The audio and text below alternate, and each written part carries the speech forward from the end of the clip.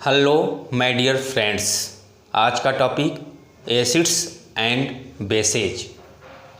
इस टॉपिक में हम लोग एसिड एंड बेसेज किस सोर्स से प्राप्त होते हैं, इनका क्लासिफिकेशन कितना होता है और एसिड एंड बेस कितने कॉन्सेप्ट के द्वारा डिफाइन किए जाते हैं, इस पर चर्चा करेंगे। आइए, acids and bases. Acids and bases को 5 कॉन्सेप्ट के द्वारा डिफाइन किया गया है। First, Arrhenius concept. Second, Lewis concept of acid and bases. Third, Bronsted Lowry concept. Fourth, Lux Flood concept. Fifth, Usanovich concept. 5 concept के द्वारा एसिड्स एंड बेस को define किया जाता है। क्लास 10th के बच्चों के लिए केवल आर्हेनियस कॉन्सेप्ट पढ़ाया जाता है और क्लास 11th एंड 12th के बच्चों को 3 कॉन्सेप्ट पढ़ाए जाते हैं। Arrhenius concept, Lewis concept of acids and bases, Bronsted Lowry concept. तो ध्यान से देखिएगा, क्लास 10th के बच्चों को केवल आर्हेनियस कॉन्सेप्ट पढ़ाया जाता है, जबकि क्लास 11th एंड 12th के बच्चों को 3 कॉन्सेप्ट एसिड एंड बेसेज के बताए जाते हैं। Arrhenius concept, Lewis concept of acids and bases, Bronsted Lowry concept. Lux Flood concept, Usanovich concept competitive exam में इससे संबंधित प्रश्न पूछे जाते हैं। इस प्रकार class 10th, 11th and 12th और कॉम्पिटिटिव एग्जाम्स के लिए 5 कॉन्सेप्ट निर्धारित किया गया है एसिड्स एंड बेसेज के। आज हम लोग एसिड्स पर चर्चा करेंगे। सोर्स, 2 टाइप के सोर्स हैं। नेचुरल सोर्स, जिसमें प्लांट्स, एनिमल्स आते हैं, यानी जो एसिड्स जो नेचुरल सोर्स से प्राप्त होते हैं वो प्लांट्स से प्राप्त होते हैं या एनिमल्स से प्राप्त होते हैं।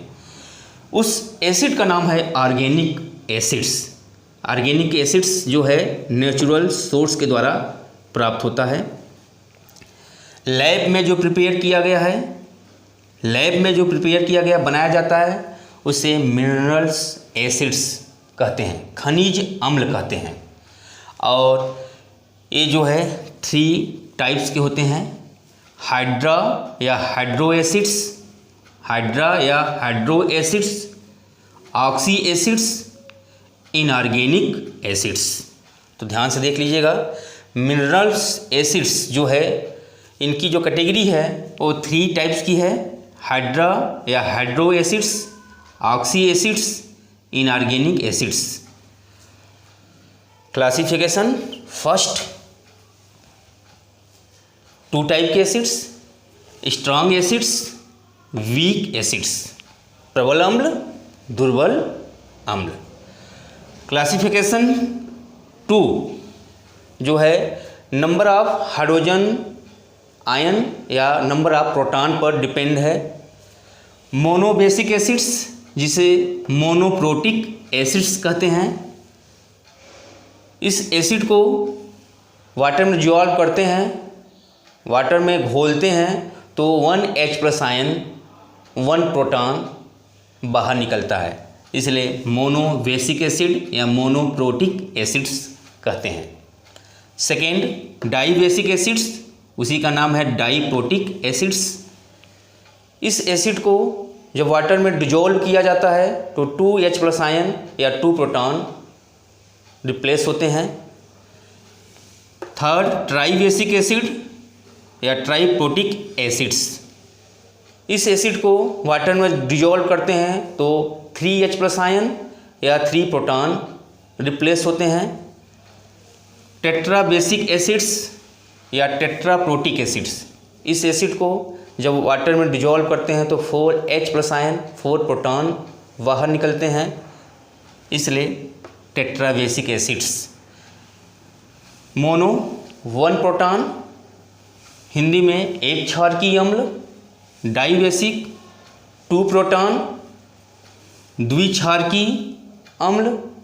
ट्राइबेसिक 3 प्रोटॉन्स, त्रिक्षारकीय अम्ल। टेट्राबेसिक एसिड्स 4 प्रोटॉन, चतुक्षारकीय अम्ल कहलाता है। देख लीजिए इसको ध्यान से, एसिड के जो क्लासिफिकेशन है और किस सोर्स से प्राप्त होता है acids.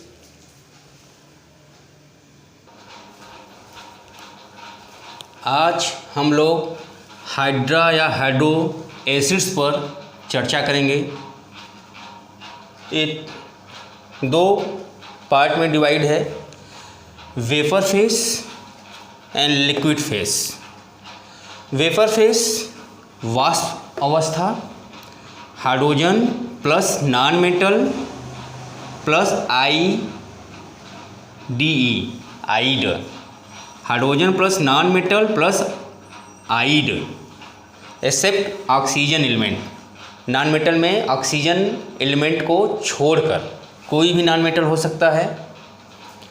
Example F1- fluoride ion, Cl1- chloride ion, Br- bromide ion, I⁻⁻1 iodide ion, Cn⁻⁻1 cyanide ion, S⁻2- sulphide ion, N3⁻⁻1 N3⁻⁻1 azide ion.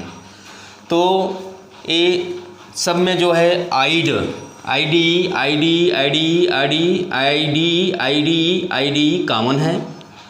तो वेपर फेस की बात कर रहे हैं, HCl क्या बोलेंगे इसे, हाइड्रोजन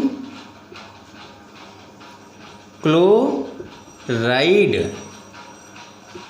H2S क्या बोलेंगे,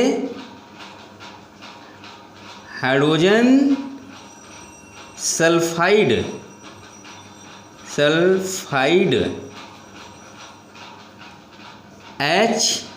HN3 क्या बोलेंगे, हाइड्रोजन एजाइड। वेपर फेस में इस तरह से नामकरण होता है। HF hydrogen fluoride, HCN hydrogen cyanide, HI hydrogen iodide,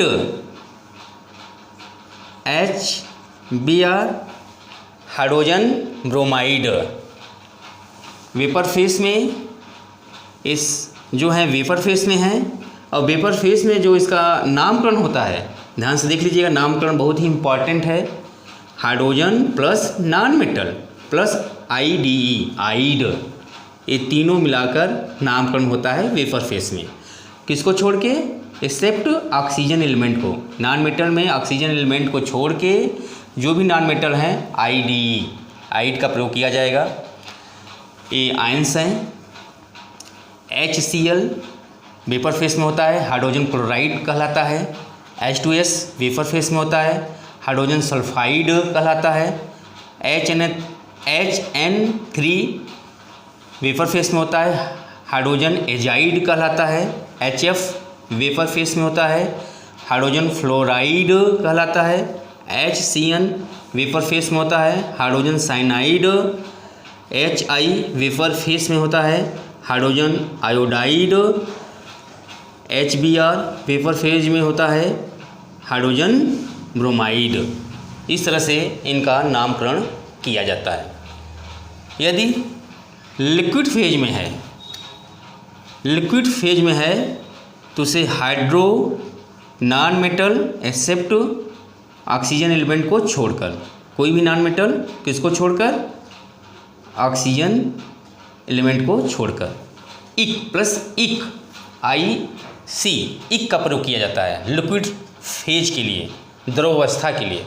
vapour phase के लिए IDE का प्रयोग किया जाता है। ध्यान रखिएगा, लिक्विड फेज में है एसिड, जिसको हाइड्रा या हाइड्रो एसिड्स कहते हैं, हाइड्रा या हाइड्रो एसिड्स कहते हैं। वेपर फेज में इस प्रकार का नामकरण होता है। लिक्विड फेज में हाइड्रो, नॉन मेटल प्लस आइक, इक का प्रयोग करते हैं एक्सेप्ट ऑक्सीजन एलिमेंट को छोड़कर। तो इसको देख लीजिए, जैसे HCl क्या बोलते हैं, hydrochloric acid, hydrochloric acid. HBr hydrobromic acid, HI hydro iodic acid, HF hydro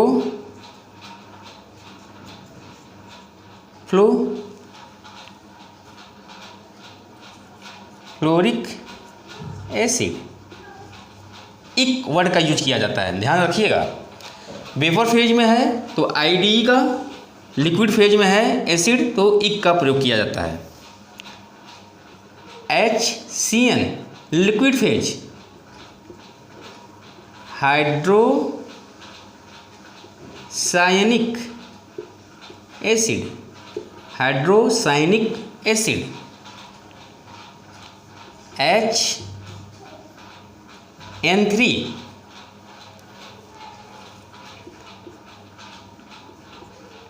hydro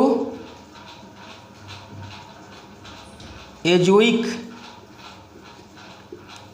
acid, hydro Azoic acid. H2S hydro sulphuric acid. तो ध्यान से देख लीजिए, लिक्विड फेज में होगा तो एसिड इक का प्रयोग होगा, hydrochloric acid, hydrobromic acid, hydroiodic acid, hydrofluoric acid, hydrocyanic acid, hydroazoic acid, hydrosulphuric acid, sulphuric acid. तो ध्यान रखिएगा, हाइड्रोसल्फ्यूरिक एसिड।